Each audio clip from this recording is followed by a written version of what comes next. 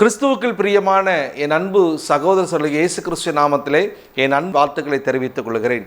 இந்த அருமையான உங்கள் ரெகபோத் நேரன் வாயிலாக கர்த்தருடைய வார்த்தையை நான் பகிர்ந்து கொள்வதிலே நான் மிகுந்த மகிழ்ச்சி அடைகிறேன். கிறிஸ்துவுக்குள் பிரியமானவர்களே, இந்த செய்தியின் வேளையிலே திரையின் கீழாக சபையினுடைய விலாசம் வரும், மொபைல் நம்பர் வரும்.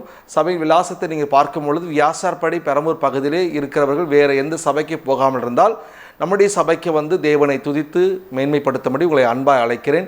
மொபைல் நம்பருக்கு நீங்கள் ஃபோன் பண்ணி நீங்கள் ஜெப குறிப்புகளை சொல்லலாம், ஜெபித்துக் கொள்ளலாம். கர்த்தருடைய நாமம் மகிமைப்படுவதாக.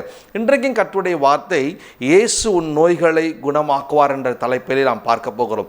சங்கீதங்களின் புஸ்தகம் 103 சங்கீதம் 3 வசனத்திலிருந்து 5 வசனத்து வரை பார்க்கும் பொழுது, சங்கீதம் 103 சங்கீதம் 3 5 வரைக்கும் பார்க்கும் பொழுது, அவர் உன் அக்கிரமங்களை எல்லாம் மன்னித்து உன் நோய்களெல்லாம் குணமாக்கி உன் பிராணனை அழிவுக்கு விலக்கி மீட்டு உன்னை கிருபையினாலும் இரக்கங்களால் முடிசூட்டி நன்மையினால் உன் வாயை திருப்தியாக்குவார்.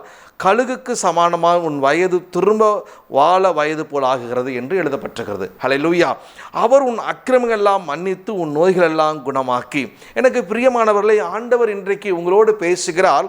உங்களுடைய அக்கிரமங்களை தேவன் மன்னித்து உங்கள் நோய்களெல்லாம் குணமாக்கி உங்களுடைய ஜீவனை அழிவுக்கு மீட்டி கிருபையினாலும் இரக்கத்தினாலும் உங்களை முடிசூட்டி நன்மையினால் கர்த்தர் உங்கள் வாயை திருப்தியாக்கி மறுபடியும் உங்கள் வயதை கழுகுக்கு சமானமான ஒரு வாழ வயதை போல உங்கள் வாழ்க்கையை மாற்றுவேன் என்று இன்றைக்கு கர்த்தர் பேசிக்கொண்டிருக்கார்.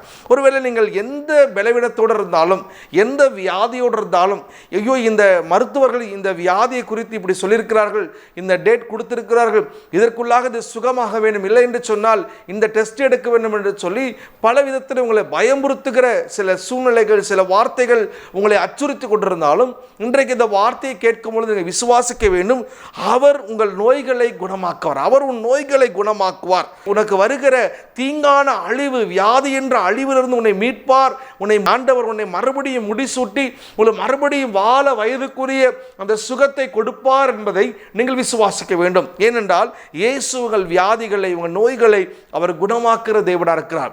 எந்த வியாதியாக இருந்தாலும், எந்த மனுஷராலே, எந்த மருத்துவரை கைவிடப்பட்ட வியாதியாக இருந்தாலும் ஆண்டவராகி இயேசுவாலே நீங்கள் குணமாவீர்கள் என்பதை நீங்கள் முழு நிச்சயம் விசுவாசிக்க வேண்டும். எரேமியாவின் தீர்க்கதரிசன புஸ்தகம் 30 அதிகாரம் 17 வசனம் இப்படியாய் சொல்லுகிறது, நான் உனக்கு ஆரோக்கியத்தை வரப்பண்ணி உன் காயங்களை ஆற்றுவேன் என்று கர்த்தர் சொல்றார். ஆண்டவர் சொல்றார், நான் உனக்கு ஆரோக்கியத்தை வரப்பண்ணுவேன், உன் காயங்களை ஆற்றுவேன். அவர் நம்முடைய தேவனாகிய கர்த்தர் நமக்கு கொடுக்கிற வார்த்தை, நான் உனக்கு ஆரோக்கியத்தை வரப்பண்ணுவேன், உன்னுடைய காயங்களை எல்லாம் ஆற்றுவேன். ஆகவே நீ பயப்பட வேண்டாம். உன்னுடைய இருதயத்தில் இருக்கிற அந்த பயம் உன்னை விட்டு நீங்கும்படிக்கு தேவனாகிய கர்த்தருக்கு வாக்கு பண்றார். நான் உன் காயங்களை ஆற்றுகிற கர்த்தராக இருக்கிறேன். ஹல்லேலூயா. நீங்கள் பயப்படாதீங்க, தைரியமா இருங்க. இந்த செய்தியை கேட்கும் வேளையிலே உங்களுடைய வியாதி எதுவாக இருந்தாலும், உங்களுடைய பலவீனம் எதுவாக இருந்தாலும், உங்களுடைய சரீரத்தில் எந்த விதத்தில் பலவீனப்பட்டு நீங்கள் வியாதிப்பட்டிருந்தாலும், இயேசுவின் நாமத்தை இன்றைக்கு ஆண்டவர் இந்த செய்தியின் வேளையில் உங்களை குணமாக்க வல்லவராக இருக்கிறார். இந்த வார்த்தையை கேட்கும் பொழுது கர்த்தர் உங்களை சுகமாக்கி கொண்டிருக்கிறார். நீங்கள் அவரை விசுவாசிக்கும் பொழுது இயேசு என் வியாதியை குணமாக்குவார், இயேசு என் வியாதியை முற்றிலுமாய் அகற்றுவார், இனி எனக்கு வியாதி இல்லை என்று நீங்கள் விசுவாசிக்கும் பொழுது ஆண்டவர் உங்களுக்கு பரிபூர்ண சுகத்தை கொடுப்பார், பரிபூர்ண பலத்தை கொடுப்பார். அவருடைய ஆரோக்கியம் உள்ள கரம் உங்களை தாங்கும் என்று இன்றைக்கு வாக்குப்படுகிறார். மத்தேயு சுவிசேஷம் 10 அதிகாரம் 1 வசனம் இப்படியாய் சொல்லுகிறது, அப்பொழுது அவர் தம்முடைய 12 சீஷர்களை தம்மிடத்தில் வரவழைத்து அசுத்த ஆவி துரத்தும்படியாக சகல வியாதிகளும் சகல நோய்கள் நீக்க அவர்களுக்கு அதிகாரம் கொடுத்தார்.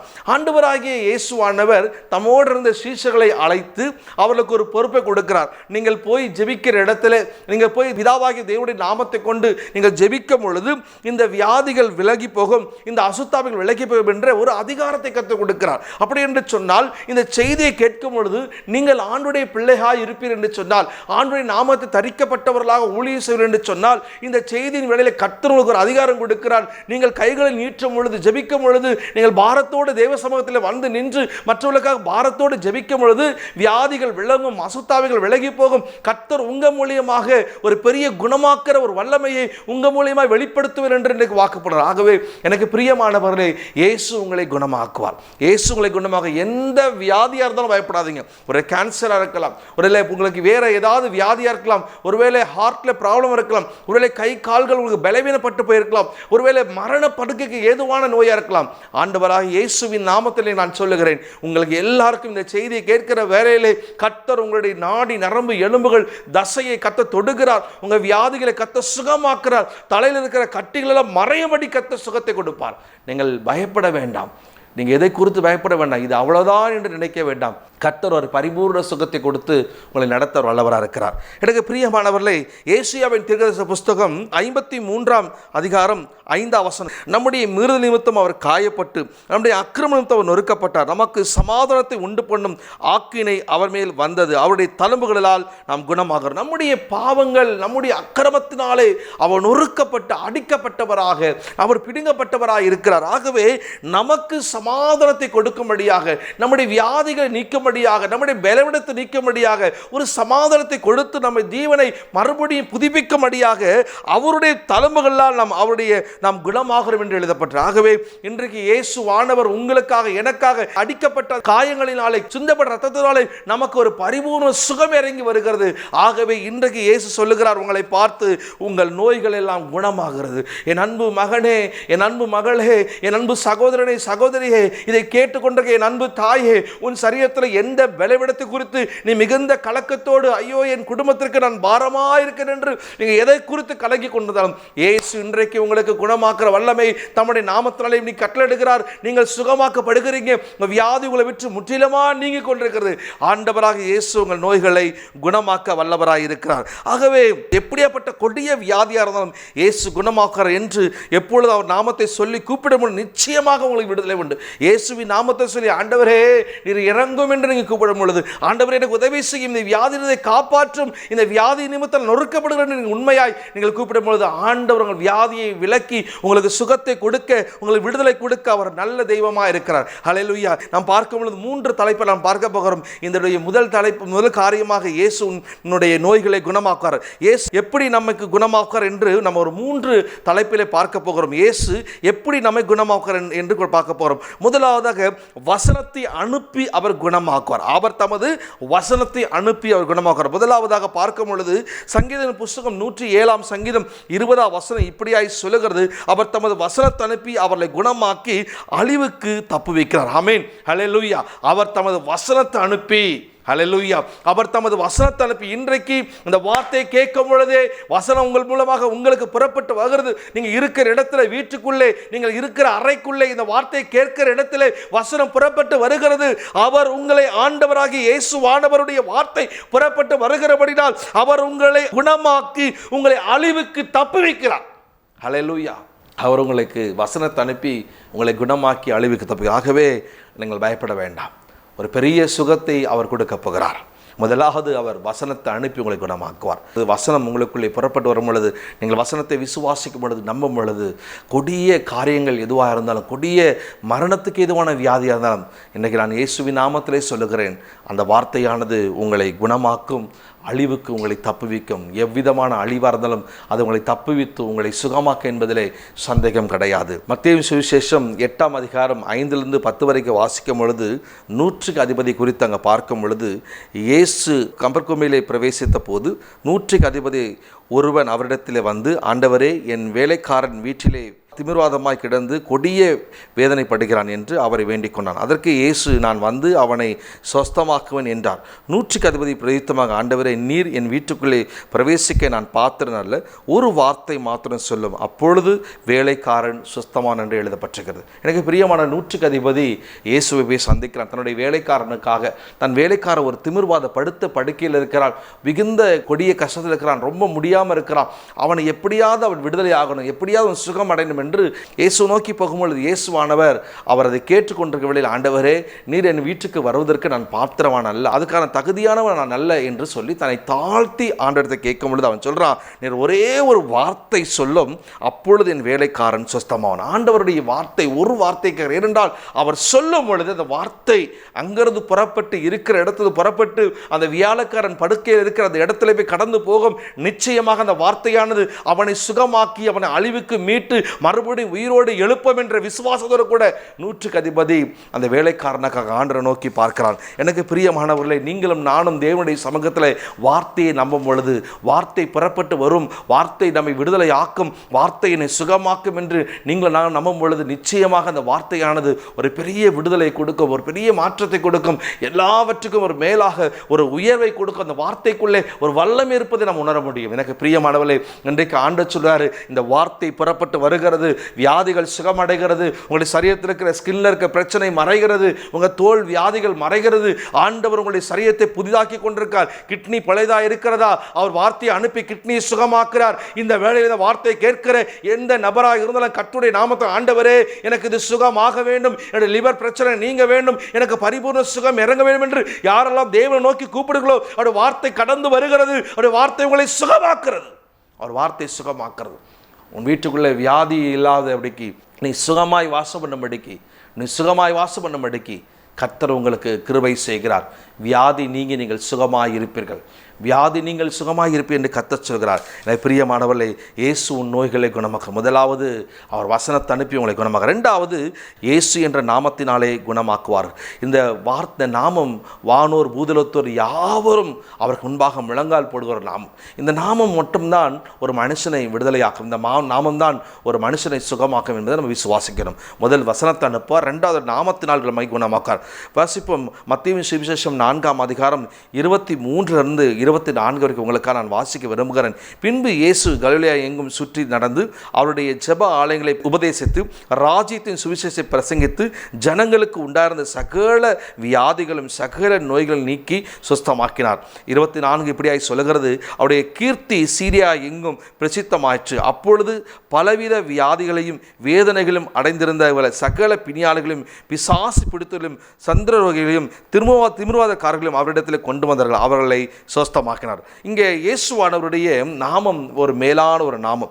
இந்த நாமம் உடைய தேவனுடைய நாமம், இயேசுவின் நாமத்தினாலே இயேசுவானவர் எங்கெல்லாம் சுற்றி போகிறாரோ, எங்கெல்லாம் ஊழியம் செய்கிறாரோ, எந்த பகுதிக்கு எந்தெந்த கிராமங்களுக்கு எந்தெந்த ஊர்களுக்குள்ளே போகிறாரோ அந்த பகுதியிலெல்லாம் அவர் நாமத்தை கொண்டு அவர் புறப்பட்டு போகிற இடத்துலலாம் அநேகர் சுகமடைந்து அங்கே பார்க்க முடியும். குறிப்பாக ஒரு குறிப்பிட்ட அந்த சீரியா தேசத்தில் எங்கும் எல்லா இடத்துலையுமே அவருடைய நாமம் பயங்கரமாய் பரவுகிறது. அந்த நாமத்தை கேள்விப்படுகிற அத்தனை பேர் வருகிறார்கள். இயேசு என்று ஒரு தெய்வம் வந்திருக்கிறார், அந்த நாமத்தினாலே அவர் கையை நீட்டினால், அவர் தொட்டால், அவர் பார்த்தால் சுகமாயிடும் என்ற செய்தியை எல்லாரும் கேட்ட பிறகு, அப்படியா இயேசு என்ற நாமம் இங்கே இருக்கிறதா என்று சொல்லி அநேகர் வருகிறார்கள். அந்த இடத்துல வந்த அத்தனை பேரும், ஜெபாலயத்துக்குள்ள வந்த அத்தனை பேரும், அந்த பகுதியை சுற்றி இருக்க அத்தனை பேரும் நிறைய வியாதி உடையவர்கள், நிறைய வித்தியாசமான வியாதி உடையவர்கள் வருகிறார்கள்.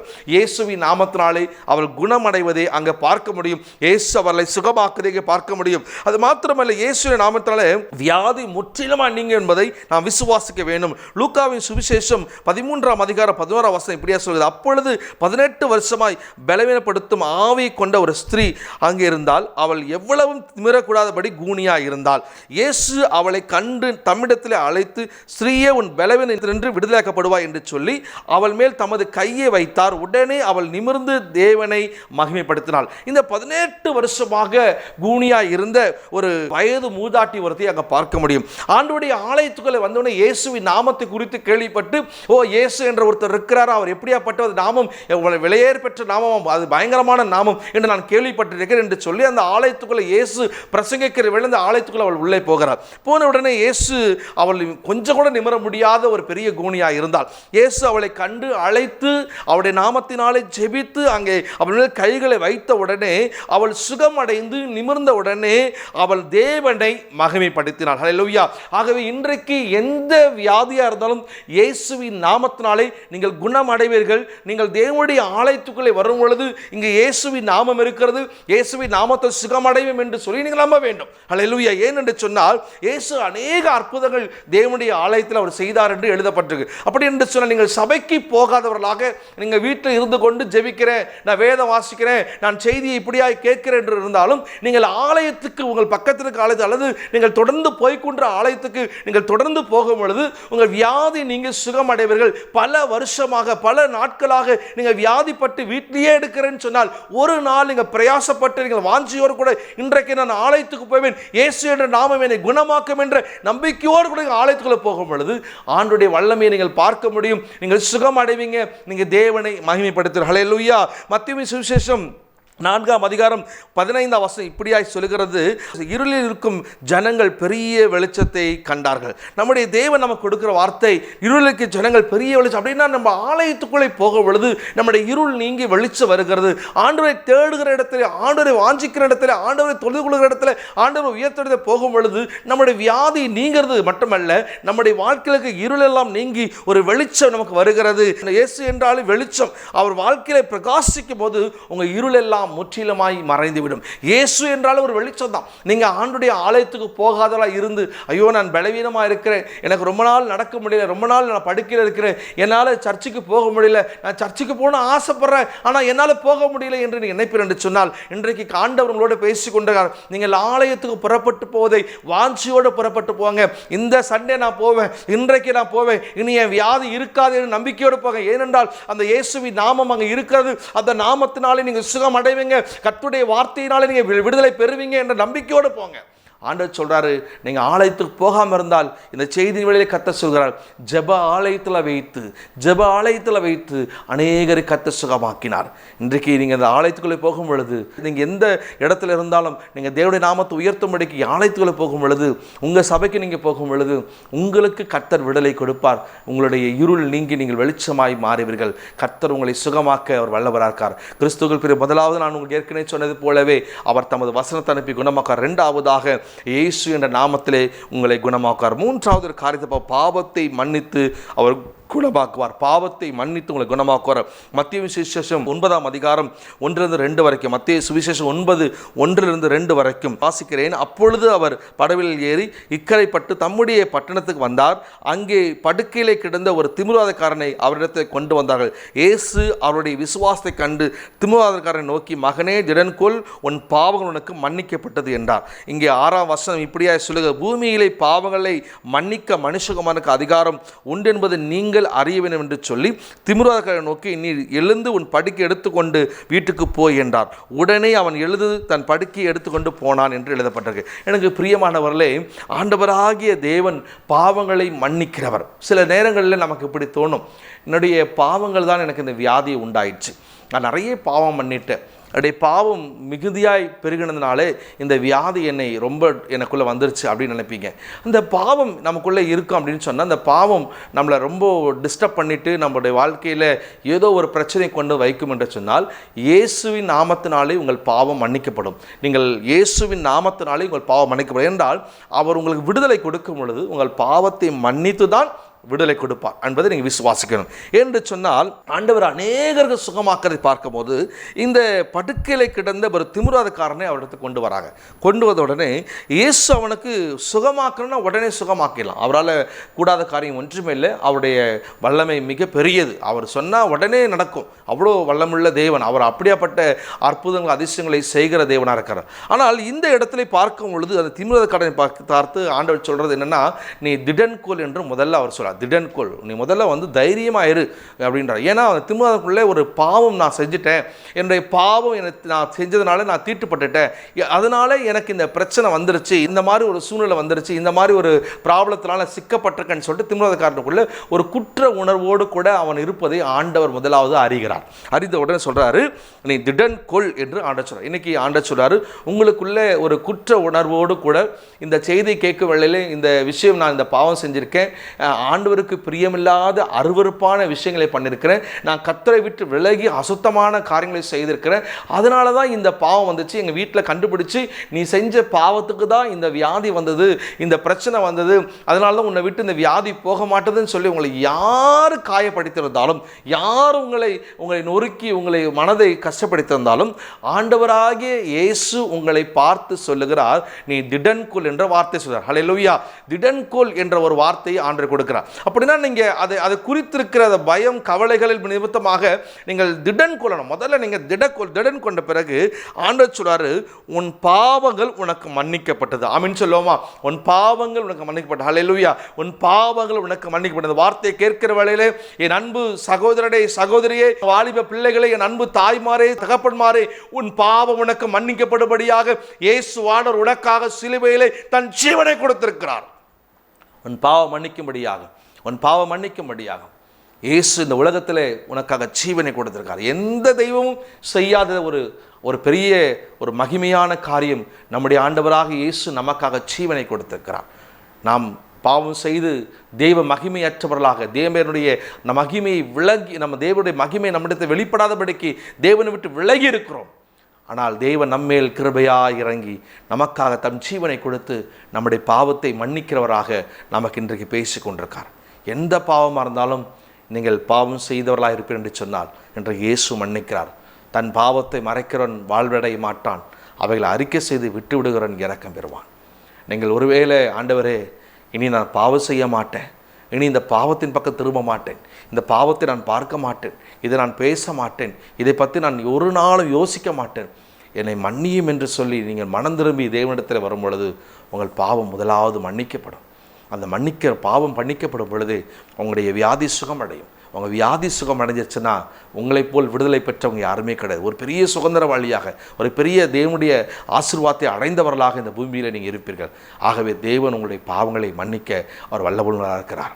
ஆகவே இன்றைக்கு உங்கள் பாவங்களை மன்னிக்கப்படுவது 6ஆம் வசனம் சொல்லுகிறது, எந்த தெய்வத்துக்கும் கொடுக்கப்படாத ஒரு வல்லமை நம்முடைய ஆண்டவராக இயேசு கிறிஸ்து பூமியிலே பாவங்களை மன்னிக்கிற அதிகாரம் மனுஷகுமாரனாக இயேசு கிறிஸ்துவுக்கு மட்டுமே இருக்கு. ஆமென், அல்லேலூயா. மனுஷகுமாரனாக இயேசு கிறிஸ்துவ மட்டும்தான் இந்த வல்லமை, இந்த அதிகாரம் கொடுக்கப்பட்ட எந்த தெய்வத்தும் கிடையாது. நீங்கள் இந்த உலகத்தில் எந்த தெய்வத்துக்கு ஆண்டவராகிய இயேசுவுக்கு மட்டும்தான் இந்த அதிகாரம் கொடுக்கப்படுது, பாவங்களை மன்னிக்கிறதுக்கு.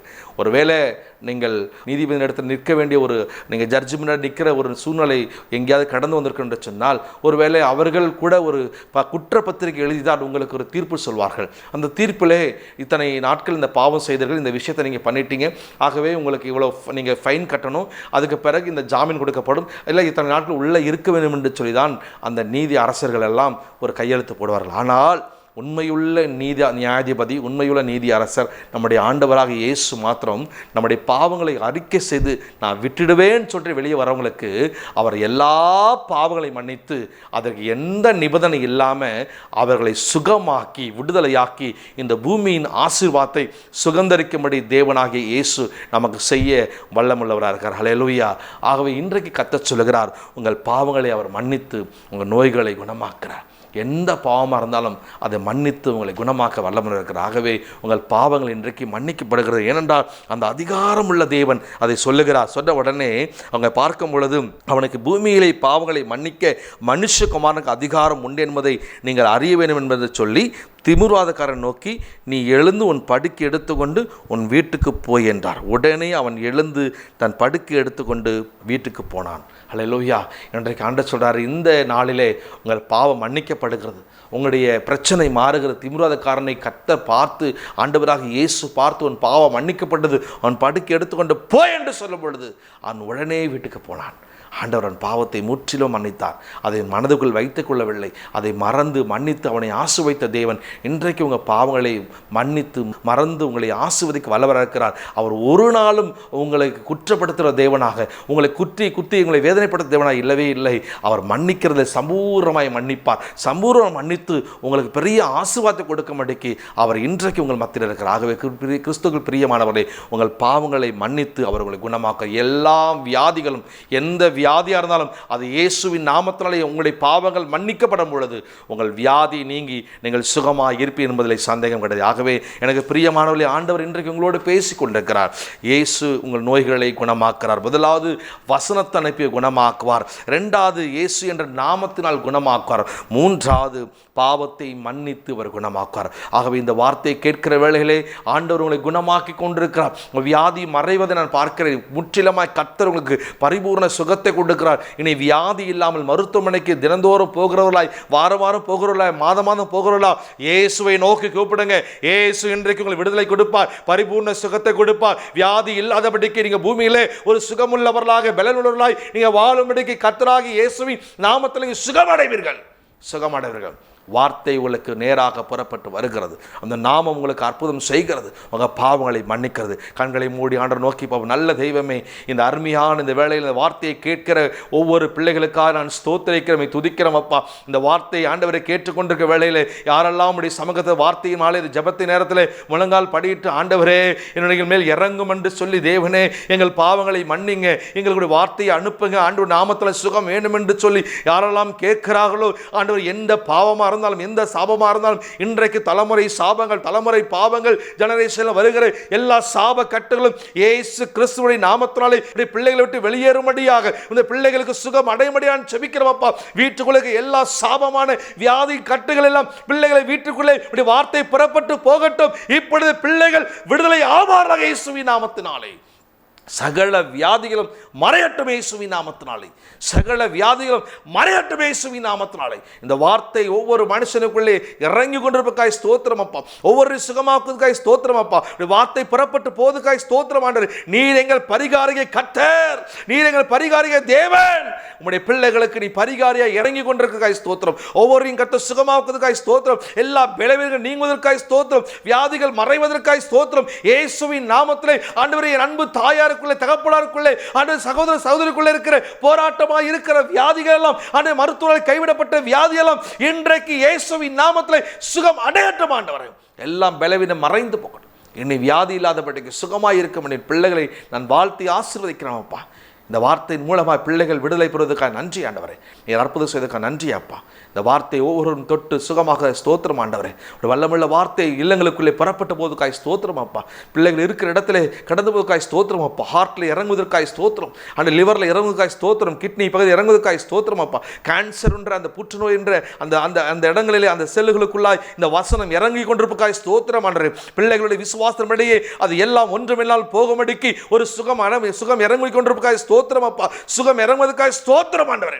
எல்லா கட்டுகளில் அவிழ்க்கிறீர் மக்கள் நன்றி.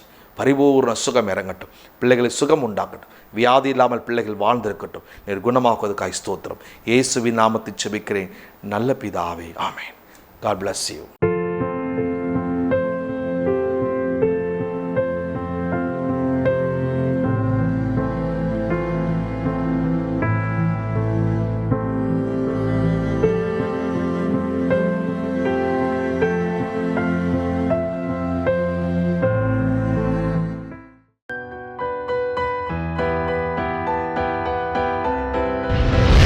கர்த்தர் உங்களை ஆசீர்வதிப்பாராக.